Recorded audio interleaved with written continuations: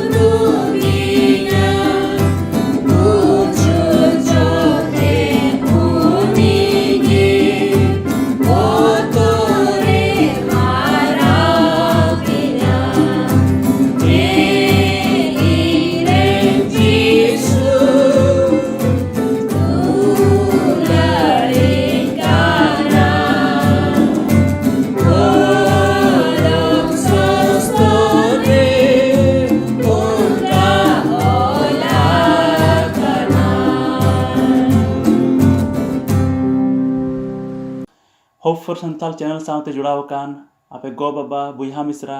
और गाती पीड़ा को इन रोहित कुमार बेसरा से खन जिसु मारांग ईश्वरिन सरहावदी कना तेहना दिन लगित ते आर मिदम आपे को तलारे ईश्वरा मिबार कथा सदर ना नुआ अवसरिन नाम कदा उना नितुम ते ईश्वर सरहाव कोमा और तेहनी ओकाटा भाग नुआ बाइबल स्टडी रे हटिंग लगी इन सपड़ाव का उना दो अडी फेमस भाग कना और आयमा धम पासे नुआ खन संदेश को आंजम बड़ाव कादा से आयमा धम नुआ रना आयमा सिरिंग को आंजम बड़ाव कादा और नुआ दो कना सिरिंग को पुथी से सिरिंग पुथी उना रना 12 पे हटिंग भजन संहिता 23 अध्याय अदो जाबन बड़ाई गया जे भजन संहिता रना ढेर ते भाग दो दाऊदे ओल कादा नुआटा भजन हो दाऊदा ओला कान गया और नुआ जे सिरिंगकुरना 23 भाग कान नुआ आयमा थियोलॉजियंस नुआ को पतिया जे नुआटा भाग ऑल जुखान दाऊद दो हो दाड़िया 30 खन 40 बछर ने तहे कना माने पेगेल से पुनगेल तलारे उनिया उमर तहे कान तेया और उन जुखाय नुआटा सिरिंग दय ऑल कादा और जेहेतु उन बड़ाया जे नित धबित दो दाऊद दो राजाय बिनाव चुकाव काना और मेनखान जहाँ तीन उनी राजा कने आया मारी दिन दो बाय हिड़ी कादा जहाँ तीरे उनी दो मिटन भिडी गुपी ए तहे कान और उना तिगी जहाँ तीरे उनी आया जीवने कोयो रुवाड़दा उनी दो ईश्वर आया जीवन रे मिटन गुपी लेका नेल नामे कना आज दो भिडी लेका नेलोक कना और ईश्वर दो गुपी उनी गुपी दी कान लेका उनी दोय नेले कना चेदा जे दाऊद दो कटी खन गे भिडी गुपी को थेना और आयमा भिडी को तहे कान तेया उनी चिलका दुलड़े को थेना चिलका उनको सुरक्षा एमाव को कान थेना उना को नेल कते दाऊद हो उनाटा दुलड़ गी उनाटा सुरक्षा गी से उनाटा ओका मिटन सरस मिटन आटकार नाम अचु ईश्वर से खन नाम के उना नेलते दाऊदा हृदय दो सरहाव सिरिंग ते पेरेजो कान तेया और उना नुआ मोने सावतेगी नुआ मोने ले कतेगी नुआटा सिरिंग दे ऑल कादा अदो लहा नुआ सिरिंग बुन पढ़ावा और इने बादे नुआ खन चिक को बुन चित दाड़िया कना नहा उना को बुन नेला अदला बुन पढ़ाव लगी नुंका ऑल कना प्रभु दो इन रेन गुपी कना इन दो चित ते हो बन टुंटाआ उनी दो इन लगे घासना चढ़ोट रे आडाई दिन कना रिड़िम झरना दा ठेने अयुर दिन कना ओंडेगी उनी दो इnye जीवी ये चेरठा उचुयेत तिnya उनी दो आया ᱧᱩᱛᱩᱢ इयते इन दो धरम हरते ये अयुर दिन कना धुंद नाला रेन तड़ाम ले रहे हों इन दो चित बड़ी गी बन बतौरा आम दो एंते इन सावते मिनामा आमा ठिंगा और पायड़ा ते आम दो जीविम खतीरे तिnya आम दो इन रेन बैरी को समांग रे इन लगित भोजेम सपड़ाव कादा आम दो इnye बोहक दो सुनुमेम ओजो अकावा तिnya और इnye बटी दो सारेड़ो कान तिnya इnye जीवन रिया सनाम दिन रे इन दो आमा दया और माया किन पांजा अगुई दिन कना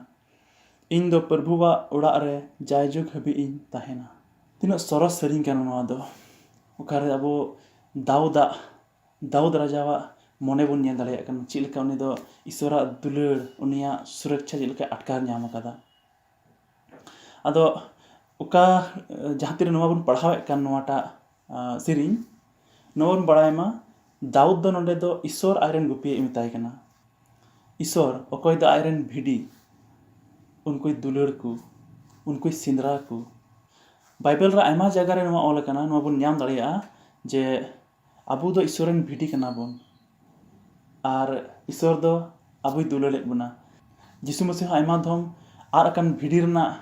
अना फैन लयत कोआ से आयमा जगह रे नवा बुन नाम दाड़िया जे अबू दो ईश्वर दो मिटन भिडी लेका नेल बुना और आज ते दो मिटन भागी गुपी ए लिखा कना और उना दो ईश्वरा दुलड़ जहिर ना मिटन अलगा तरीका कना ओका दो अलगा बुन बुझ नाम दाड़िया नुआटा बाइबल दो उन जुखा ऑल कना जहाँ तीर दाबुल टेक्नोलॉजी बांग तहे कान तबुन उन जुखान दो एकेन चासा बासा हड़ को तहे कना गई गुपी हड़ को तहे कना ᱵᱷᱤᱰᱤ ᱠᱚ ᱜᱩᱯᱤᱭᱮᱫ ᱠᱚ ᱛᱟᱦᱮᱱᱟ ᱟᱨ ᱚᱱᱟ ᱤᱭᱟᱹ ᱛᱮᱜᱮ ᱚᱱᱠᱟᱱᱟᱜ ᱜᱮ ᱩᱫᱟᱦᱚᱨᱚᱱᱮ ᱤᱥᱥᱚᱨ ᱫᱚᱭ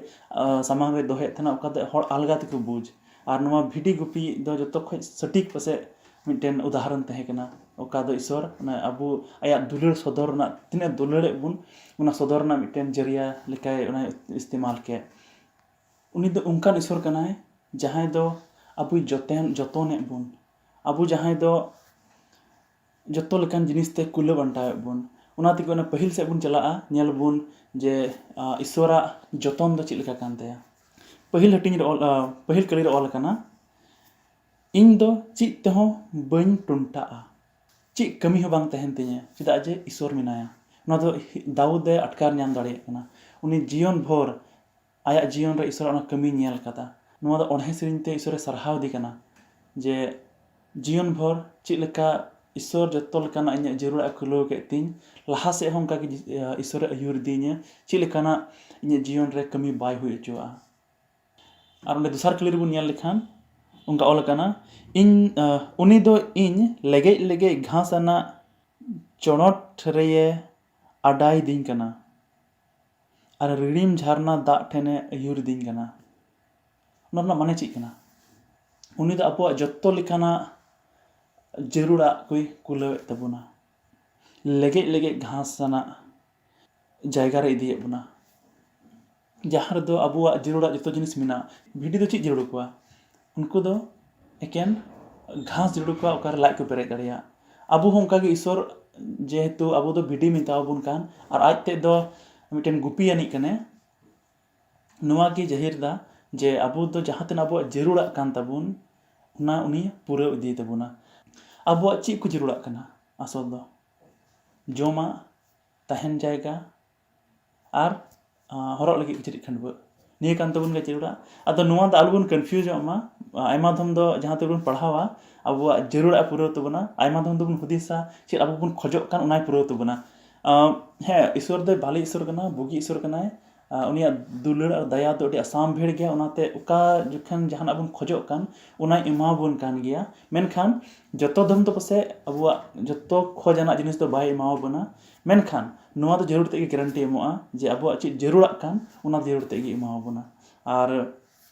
माथाय रे बुन पढ़ाव रे माथाय ऑलका उना तुरुई हटिंग उना रना पेगेल पे हटिंग रे पेगेल पे कली रे ऑलकना उनाते मांग रे दो ईश्वरा राज और धर्म बाड़े सेंद्रा बड़ाई पे और नुआ को सनाम दो पे एम जुटी उचुआ नुआ को सनाम पे एम जुटी उचुआ लहा दो ईश्वरा धर्म और राज सेंद्राय पे और नुआ जतो पे न्याम जुटी उचुआ चेक को पे न्याम जुटी उचुआ यदि लहा से बन पढ़ाव लेखान बुन नेल दाड़िया चेक को बुन जोमा चेक को बुन न्यूया चेक ले हरोगा उना बाबत रे चिंता लकी मनाव का बुना ईश्वर उना बाबत रे हुदिस जम ठीक गया मेनखान चिंता रे पड़ा लगी ईश्वर दो से जिसु मसीह दो मनाए बुना उनी दे मेनदा लहा दो ईश्वरा धर्म दो सही वर्ड दो बांगना धार्मिकता ओका दो राइचियसनेस को मिता कान इंग्लिश ते ओना कन उनिया ईश्वरा मे समांग रे ओकाटा मौज जिनिस कान चेक उनी दो कुसिया चेक बाय कुसिया ओकाटा दो कई कना ओकाटा दो मौज कना ओकाटा सरहावा ओकाटा अड़िसा उना को बुन नेल मांग लगी उनी राज बाबत तेबुन बड़ाय मांग लगी आदो नुआ को जतो जिनिस अब बुन न्यामा ओका अब जरूर ना कान आदो उनाते बाबुन कन्फ्यूज मा जे ओकाटा कना अब जरूरा और ओकाटा कना अब ओकाटा सिंद्राय बड़ाय बुन से न्याम सनाय बुन जतो जिनिस तो पसे अब दो बाबुन एम चुआ एनते अब दो हजुक कान भविष्य दो बाबुन नेल कदा अब जदि ओकाटा बुन खोजक कान उना न्याम ते जहाना नुकसान जदि हुयुक कान खाय हजुक कान दिन करे तबे ईश्वर दो उना दो बाय एमाबुना मेनखान उका जिनिस ते जतो होड़ा बढ़ोतरी हुयुक कान उन्नति हुयुक कान ईश्वर ते जरूर ते गुना एमाबुना और उनाते उनिया इच्छा रे जबन बन बड़ाय ओकाटा जिनिस कोयलेक ओकाटा बांग अदो जहाना अब जरूरा कान उना दो ईश्वर एमोआ उना रना उनी मिटे वादा वकादा प्रॉमिस कदा और नुआ जिनिस की दाऊद दो आया जीवन भर रे अटकार नाम केदा नुआ जिनिस की उनी नेल केदा जे ईश्वर दो सरीना गी उनी गुपी कनाय और ओका जरूरा उनी मिना ताय जत्तो जिनिस ईश्वर से खय नाम इदीदा यदि तिसार हटिंग से बुन यदि दुसार भाग से बुन चला खान उना दो बुन नाम दाड़िया पुना कली रे नोंका ऑल कना धुंध नाला रेन तड़ाम ले रहो इन दो चित बड़ी गी बन बतौरआ आम दो एनते इन सावते मिनामा जहाना परिस्थिति रेबुन तहन जहाना कंडीशन रेबुन तहन ईश्वर अबु सावते मिनाया जहाँ लेकान समय रेगे बुन चलाक कान चाहे मुश्किलाक कान चाहे परेशानियाक कान जहाँ लेकान गी उनकाना समय उका दो बांग मौज ईश्वर अबु सावते बुन नेल दाड़िया नाम दाड़िया उनिया सुलूक जावगी अबु साव मिना नुआटा कली नुआ तो बाय रड़दा जे अबु दो नुंकान बड़ी परिस्थिति रे से बड़ी समय रे बाबुन पड़ा मेनखान उनी दो मेनदा नुंकाना समय रेबुन पड़ा खान ईश्वर अबु सावते मिनाया ठीक है आदो आयमा होड़ नुआ पतियो बना तबुना जे जुदी ईश्वर पंजाय खान उनकाना परिस्थिति रे बइन पड़ा उना दो पूरी पूरी दो बांग सहिया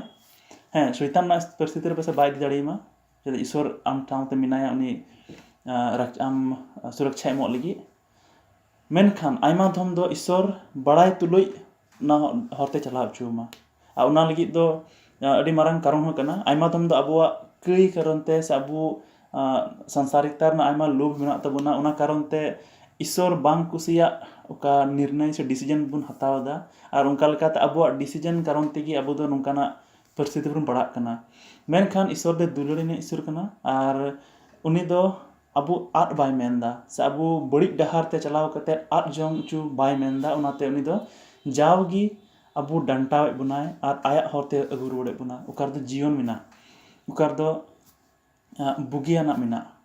और चिलका इब्रिकु उनारना 12 रना 6 मिगेल बार रना तुरुई हटिन उनारे नुंका ऑल कना एंते प्रभु दो ओकोये दुलड़े उनीगिए डंटाविया प्रभु दो ओकोय दुलड़े उनीगे डंटाविया चिलका गिद्रा को बदमाशी खान गो बाबा को उनको डंटाव को जेमन मौज डहार को हजू उनका के अबु हो जदी ईश्वर डहार बगे कते बड़ी डहार दो चला कान खान तबे दो ईश्वर डंटाव बुना और अगु बुना उना समय के अबु दो बाबुन खुशिया उना समय के अडी मुश्किल बुन इकवा और आयमा धम दो हुई दड़े आपसे ईश्वर अबुआ जीवन रे जो बाहा मेने कान जो बाहा चुई मेने कान और उना कारण ते आयमा धम ईश्वर दो अबुए हेड़ बुना काटता छाटता है उकाटा डर बांग जो उना दो गेट गिडी का उकाटा जो उना दो उनिए हेड़ा संथाली दो चीज को मेंदा काटता छाटता है हैं बोले गेट इंग्लिश तो मतलब प्रून दाय गेट कते सीधे दाय कमी रे लगाव चु लगी तैयार दा जेमन आर हो जो आर हो इस्तेमालो आर हो ईश्वर महिमा बुन एम दाड़िया और उना इयते उकाटा जो कान मौज जीवन मेना तबन रहा एमा दम अबु उनका मुश्किल बुन पड़ा कना उना इय दो जेमन बुन आरो हो अबुआ आत्मिक जीवन बुन केटेजो उना कारण तेगी उनकाना समय बुन पड़ा कना आदो जुदी बुन कई का खान जहाना बड़ी बुन कमी का खान और उनकान समय रे मेना बुन खान ईश्वर डंटाव बुना आदो बुन हेज रुवाड़ा ईश्वर जहां दुलड़े को उनको डंटाव को गया और उना इय तेगी मुचाद से नोटा लाइन रे मुचाद से ऑल कना पुन हटिन उनारना पुन कली उनारना मुचाद से ऑल कना आमा ठेंगा और पायड़ाते आम दो इᱧ जीविम खातिर तिᱧ ठीक है ईश्वर दुलड़े बुना उना तेगी डंटाव बुना आदो उनिया डंटाव दो जेमन पॉजिटिवली बुन नेलता और उनिया सना बुन बड़ाय और उना कालका बुन ताड़ाम जेमन ईश्वर भोर आर हो बो जीवन सारेडो बुन नेल दाड़िया जुदी मौज डहार बुन चलाव देखना तारहों उनकाना परिस्थिति बुन पड़ा कान खान तबे जरूर ते कि ईश्वर ठीक च अबु रे उन्नति चुई मेनदा उना ईश्वर जाग बुन कुलिए उनी कथा रे बुन सिंदराय कोय जंग रे बुन तहन जेमन ईश्वरा आड़ांग बुन अंजम दाड़िया और उका जायगा रे अबु आरहों मौज चुई मेनदा उना बुन नेल नाम दाड़िया आदो नुवा को जिनिस दो दाऊदे ऑलेदा और दाऊद दो जरूर ते कि नुवा को जिनिस दो अटकार नाम कदा अच्छा लहा से बुन नेल दिया तिसार हटिन से उना दो कना ईश्वरा दुलड़ से गुपी या दुलड़ चिलका गुपी अबुई दुलड़े बुन कना और चिलका अबुई जत्तो जिनिस खन बंचाव दोहे बुन कना जुदी मोड़े हटिन बुन पढ़ाव लेखान ना दो उनका ऑल कना आम दो इरेन बैरी को समंग रे इन लगी भोजेम सपड़ाव कादा आम दो इnye बोहक दो सुनुमेम ओजो अकावात तिnye ᱟᱨ ᱤᱧᱟᱹᱜ ᱵᱟᱹᱴᱤ ᱫᱚ ᱥᱟᱨᱮᱲᱚᱜ ᱠᱟᱱ ᱛᱤᱧᱟᱹ। ᱤᱧᱨᱮᱱ ᱵᱟᱹᱭᱨᱤ ᱠᱚ ᱥᱟᱢᱟᱝ ᱨᱮ ᱵᱷᱚᱡᱮᱢ ᱛᱮᱭᱟᱨ ᱠᱟᱫᱟ ᱟᱨ ᱤᱧᱟᱹᱜ ᱵᱚᱦᱚᱜ ᱫᱚ ᱥᱩᱱᱩᱢ ᱛᱮᱢ ᱚᱡᱚᱜ ᱟᱠᱟᱣᱟᱫ ᱛᱤᱧᱟᱹ। ᱤᱧᱟᱹᱜ ᱵᱚᱦᱚᱜ ᱫᱚ ᱥᱩᱱᱩᱢᱮᱢ ᱚᱡᱚᱜ ᱟᱠᱟᱣᱟᱫ ᱛᱤᱧᱟᱹ। ᱤᱥᱨᱟᱭᱮᱞ ᱟᱨ ᱚᱱᱟ ᱟᱰᱮᱯᱟᱥᱮ ᱨᱮᱱᱟᱜ ᱫᱤᱥᱚᱢ ᱨᱮ ᱞᱟᱦᱟ ᱠᱷᱚᱱ ᱜᱮ ᱰᱷᱮᱨ ᱫᱚ ᱵᱷᱤᱰᱤ ᱜᱩᱯᱤ ᱨᱮᱱᱟᱜ ᱢᱤᱫᱴᱮᱱ ᱠᱟᱞᱪᱟᱨ ᱛᱟᱦᱮᱸ ᱠᱟᱱᱟ ᱥᱮ ᱵᱷᱤᱰᱤ ᱡᱟᱹᱥᱛᱤ ᱜᱩᱯᱤᱭᱮᱫ ᱠᱚ ᱛᱟᱦᱮᱱᱟ ᱩᱱᱠᱩ ᱜᱮ ᱡᱟᱹᱥᱛᱤ ᱫᱚ ᱠᱟᱹᱢᱤ ᱨᱮᱠᱚ ᱞᱟᱜᱟᱜ ᱠᱟᱱ ᱛᱟᱦᱮᱱᱟ। ᱟᱫᱚ ᱡᱟᱦᱟᱸᱭ ᱵᱷᱤᱰᱤ ᱜᱩᱯᱤ ᱦᱚᱲ ᱠᱚ ᱛᱟᱦᱮᱸ ᱠᱟᱱ ᱩᱱᱠᱩ ᱫᱚ ᱡᱟᱣᱜᱮ ᱩᱱᱠᱩᱣᱟᱜ ᱵᱚᱦᱚᱜ ᱨᱮ ᱥᱩᱱᱩᱢ ᱠᱚ ᱚᱡᱚᱜ ᱟᱜ ᱠᱟᱱ ᱛᱟᱦᱮᱱᱟ। ᱢᱤᱫᱴᱮᱱ ᱠᱷᱟᱥ ᱛᱚᱨᱟ ᱨᱮᱱᱟᱜ ᱥᱩᱱᱩᱢ ᱛᱟᱦᱮᱱ ᱠᱟᱱ ᱛᱟᱦᱮᱱᱟ ᱚᱱᱟ ᱠᱚ ᱚᱡᱚᱜ ᱟᱠᱚ ᱠᱟᱱ ᱛᱟᱦᱮᱱᱟ। ᱠᱟᱨᱚᱱ ᱫᱚ ᱪᱮᱫᱟᱜ ᱡᱮ ᱚᱸᱰᱮᱱᱟᱜ ᱜᱷᱟᱥ ᱨᱮ ᱢᱤᱫᱵᱟᱨ ᱛᱤᱡᱩ ᱞᱮᱠᱟᱱ ᱢᱤᱫᱵᱟर ᱡᱤᱣ ᱠᱚ ᱛᱟᱦᱮᱱ ᱠᱟᱱ ᱛᱟᱦᱮᱱᱟ ᱚᱠᱟ ᱫᱚ ᱟᱹᱛᱤᱧ ᱟᱹᱛᱤᱧ ᱛᱮ ᱟᱹᱛᱤᱧ ᱡᱚᱠᱷᱚᱱ ᱵᱷᱤᱰᱤᱭᱟᱜ ᱞᱩᱛᱩᱨ ᱛᱮᱠᱚ ᱵᱚᱞᱚᱜ ᱠᱟᱱ ᱛᱟᱦᱮᱱᱟ ᱟᱨ ᱵᱟᱹᱭ ᱵᱟᱹᱭᱛᱮ ᱩᱱᱠᱩ ᱫᱚ ᱩᱱᱠᱩᱣᱟᱜ ᱫᱤᱢᱟᱜᱽ ᱛᱮᱠᱚ ᱪᱟᱞᱟᱜ ᱠᱟᱱ ᱛᱟᱦᱮᱱᱟ। ᱟᱨ ᱫᱤᱢᱟᱜᱽ ᱪᱟᱞᱟᱣ ᱠᱟᱛᱮ ᱩᱱᱠᱩ ᱫᱚ ᱩᱱᱠᱩᱣᱟᱜ ᱵᱚᱦᱚᱜ ᱵᱚᱞᱮ ᱫᱤᱢᱟᱜᱽ ᱠᱚ ᱡᱚᱢᱮᱫ ᱛᱟᱦᱮᱱᱟ। ᱚᱱᱟ ᱫᱚ ᱩᱱᱟᱹᱜ ᱵᱚᱞᱮ ᱦᱟᱹᱥᱩ ᱛᱮᱫᱚ ᱵᱷᱤᱰᱤ ᱟᱠᱚᱛᱮ ᱛᱟᱭᱚᱢ ᱛᱮ ᱫᱷᱤᱨᱤ ᱮᱢᱟᱱ ᱠᱚᱨᱮ ᱠᱚ ᱨᱚᱜ ᱥᱮ ᱛᱤᱧᱮᱫ ᱛᱟᱦᱮᱱᱟ ᱟᱠᱚᱣᱟᱜ ᱵᱚᱦᱚᱜ ᱛᱮ। ᱟᱨ ᱚᱱᱠᱟ ᱚᱱᱠᱟᱛᱮ ᱟᱭᱢᱟ ᱫᱚ ᱱᱚᱝᱠᱟ ᱦᱩᱭᱩᱜ ᱠᱟᱱ ᱛᱟᱦᱮᱱᱟ ᱡᱮ ᱩᱱᱠᱩᱣᱟᱜ ᱵᱚᱦᱚᱜ ᱜᱮ ᱠᱮᱪᱟᱜ ᱩᱛᱟᱹᱨᱚᱜ ᱠᱟᱱ ᱛᱟᱦᱮᱱᱟ ᱚᱱᱟ ᱤᱭᱟᱹᱛᱮ ᱛᱤᱧ ᱛᱮ। ᱱᱚᱣᱟ ᱫᱚ ᱟᱵᱚ ᱤᱛᱤᱦᱟᱥ ᱨᱮᱵᱚᱱ ᱧᱮᱞ ᱫᱟᱲᱮᱭᱟᱜᱼᱟ ᱥᱮ ᱡᱩᱫᱤ ᱵᱚᱱ ᱜᱩᱜᱳᱞ ᱞᱮᱠᱷᱟᱡ ᱵᱚᱱ ᱧᱮᱞ ᱫᱟᱲᱮᱭᱟᱜ ᱜᱮᱭᱟ ᱡᱮ ᱚᱱᱠᱟ ᱦᱩᱭᱩᱜ ᱠᱟᱱ ᱛᱟᱦᱮᱱᱟ। ᱟᱨ ᱚᱱᱟ ᱠᱷᱟᱹᱛᱤᱨ ᱛᱮᱜᱮ ᱚᱱᱟ ᱠᱟᱨᱚᱱ ᱛᱮᱜᱮ उनको जहाँ को गुपी को तहें कान उनको दो उनको भिडी चितान रे से भिडिया बोहत चितान रे उना सुनुम को अजोआग कान थेना आदो उना रना सो ᱧᱟᱢ ᱠᱟᱛᱮ उनको तिजु दो बाको सुरुग कान थेना नुआ गी मिटन एक तरह से चिन्ह तहें काना ओका दो ईश्वर आयरन जहाँ जॉन को तहें कान आयरन हॉल को तहें कान उनको अने अनॉइंटेड को तना जहाँ तेरे अभिषेक को थेना उन जुखा नुआटा चिन्ह की उनको उदुग कान थेना सुनुम ते को अभिषेक को थेना दाऊद हो सुनुम को दुल दितेना बहर रे उना रना मतलब कान गया जे नुआ दो मिटे चिन्ह लेका तहेना बोले ईश्वर दो नित खन दो नुई हर दो नुका जतो पैरासाइट से चिली को उनको जीव खन कटी कटी उनकान जिनिस खन ओका दो अब भितरी बोलो कते अबु हासु को माबुन कान भितरी खन से अब जीवन को बड़ी कान नुकसान को अगुए कान अब जीवन रे उनको खने बंचाबुना ईश्वरा अभिषेक उनका तहें काना दाऊदा जीवन रह से आयमा आरहों उनको ईश्वर अगुआ को तहें कान उनको जीवन रह नुकाना गे तहें काना सुनुम ते अभिषेक ना नुआ गे मिटे चिन्ह तहें काना जे उनी दो ईश्वर दो उनी सुरक्षा एमावाय काना नुई दो अभिषेक जन काना नुई दो हजुक कान दिन रे इस्तेमाल लगी मारांग कमी लगी नुई दो तैयार ना अदो नुई जीवन रे कटी कटी घटना दो ईश्वर ओना खन बंचाव कते दोहो कया और तिहिन हो ईश्वर ओना सुनुम अजो कते दो बांग मेनखान आत्मिक रीते नोवाटा अभिषेक एमावबन कना ओना अबुआ बहग रे ओना सुनुम अजो अदा जे अबु दो नुंकाना घटना खन नुंकाना जिनिस खन बंचाबन थेन कना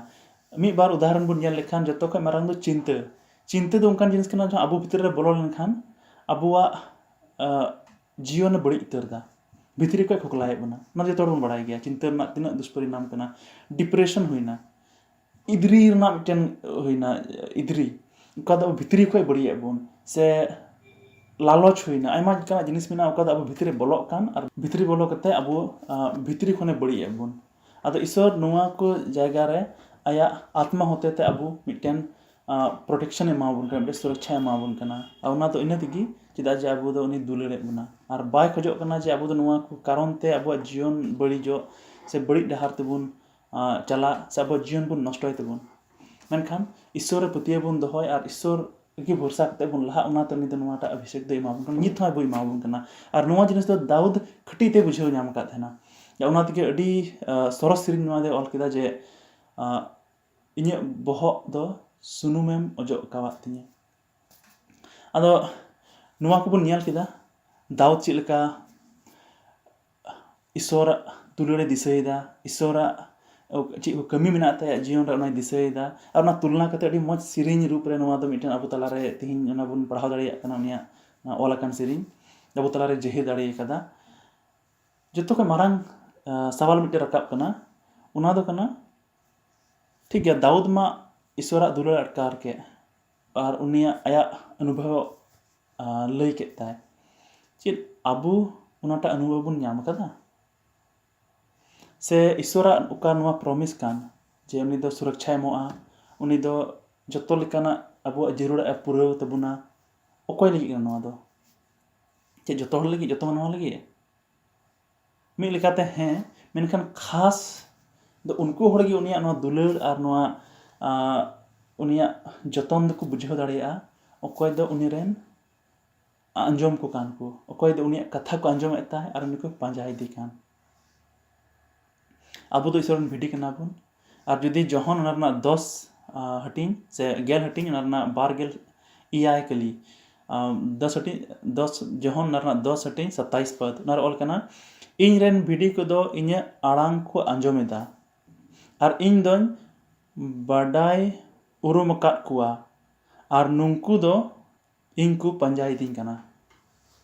ᱴᱷᱤक ᱜᱮᱭᱟ, ᱡᱟᱦᱟᱸᱭ ᱤᱥᱚᱨ ᱠᱚ ᱯᱟᱸᱡᱟᱭᱮᱫᱮ ᱠᱟᱱ, ᱡᱤᱥᱩ ᱢᱟᱹᱥᱤᱦ ᱠᱚ ᱯᱟᱸᱡᱟᱭᱮᱫᱮ ᱠᱟᱱ, ᱡᱟᱦᱟᱸᱭ ᱩᱱᱤᱭᱟᱜ ᱟᱲᱟᱝ ᱠᱚ ᱟᱸᱡᱚᱢᱮᱫ ᱛᱟᱭ,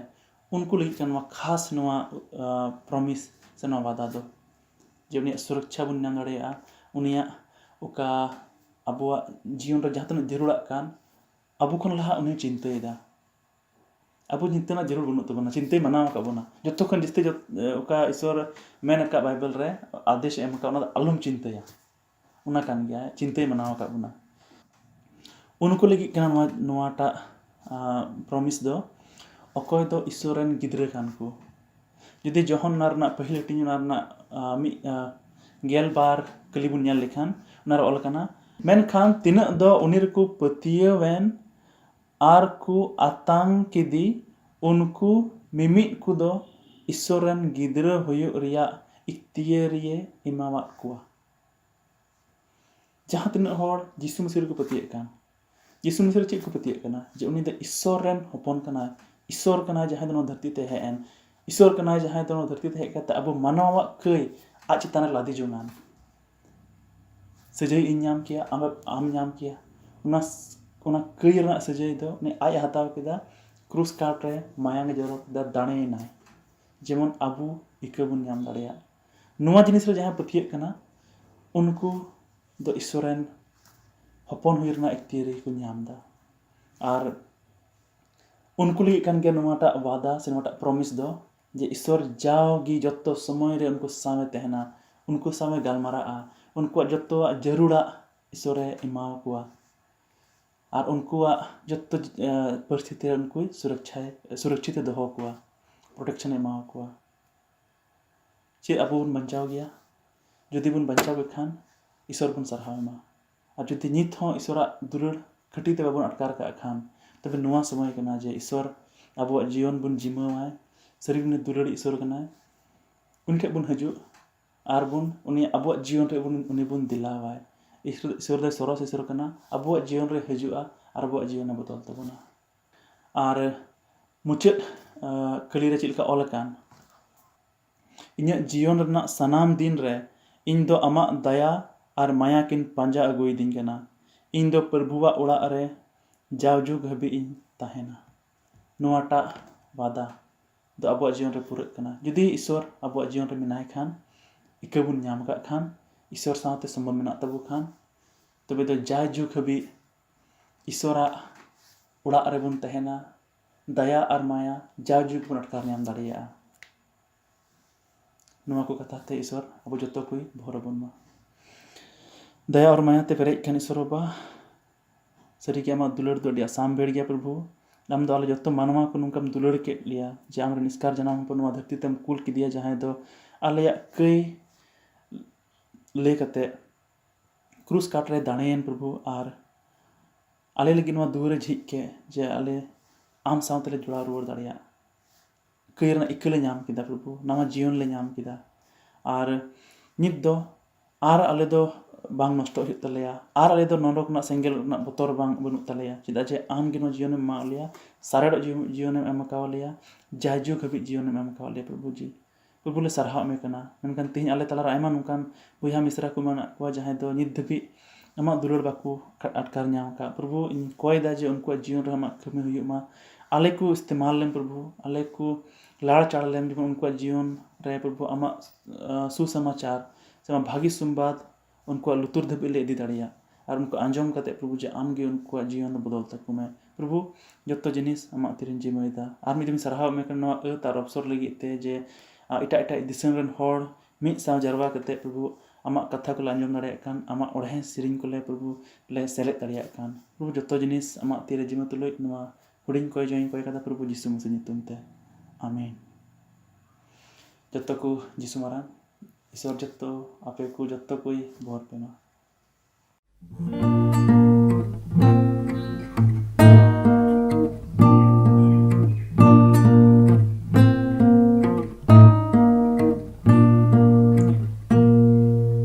ईश्वर खन संगिंग टेंशन नितिं रुआड़ा कईयते हर जीली प्रभु रुआड़ा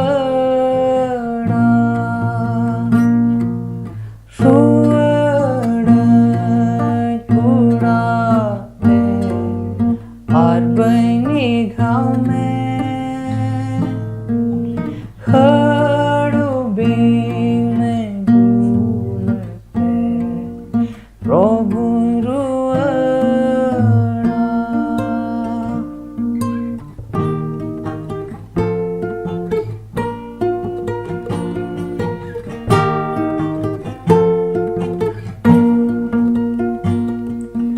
आई माताया दिन पारों में नितिं रुआड़ा मैं ताजोरो तेंका स्तावा प्रभु रुआड़ा